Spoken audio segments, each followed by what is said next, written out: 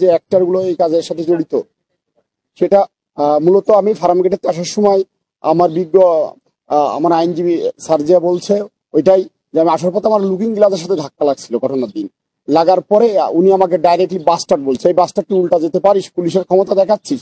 পরে দেখলাম যে বিষয়টা একটা তর্ক বিতর্ক হবে, এই জন্য আমি নমনীয় হয়ে সরি বলে যখন চলে যেতে যাই তখন আমি পুলিশ পোশাক পরা অবস্থায় আমার শোল্ডার ব্যাস ধরে ফেলে দিছিল। ঘটনাস্থলে পড়ে গেছি, পড়ে উঠে আমি চলে আসছি এইটুক। তার ভিতরে তীব্র বিষয় কিছু বলিনি, কিন্তু উনি যে মিথ্যা ব্লেম দিয়েছে শুধু আমি না, গোটা পুলিশ বাহিনীর ইমেজ বহির্বিশ্ব ক্ষুণ্ণ হয়েছে।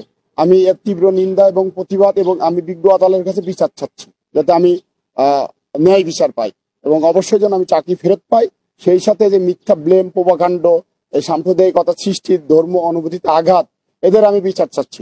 উনার সাথে আমার কোনো ব্যক্তিগত আক্রোশ নাই, কোনো শত্রুতা নেই, আমি ওনাকে চিনিও না, কখনো দেখিও নাই।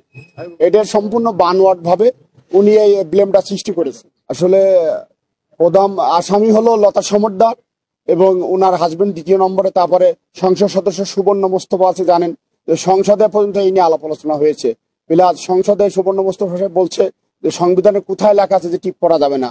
আমার কাছে, জাতির কাছে আমার প্রশ্ন, যে জিনিসটা আমি বলি নাই তাটারে প্রোপাগান্ড করে এটা সামাজিকভাবে হেও এবং জাতীয় সংসদের গুরুত্বপূর্ণ সময় ব্যয় করে যে আমার এই মিথ্যা ব্লেম সৃষ্টি করেছে, আমিও তার বিচার চাচ্ছি। আসলে তো মূলত তাদের বিরুদ্ধে আমার আইনজীবী স্যার বিজ্ঞ আদালতে মামলা দায়ের করেছে এবং মামলাটা বিজ্ঞ আদালত আমলে নিয়ে তদন্ত দেশের শেরে বাংলানগর থানাকে। এ বিষয়ে আমার স্যারই ভালো বলতে পারবে।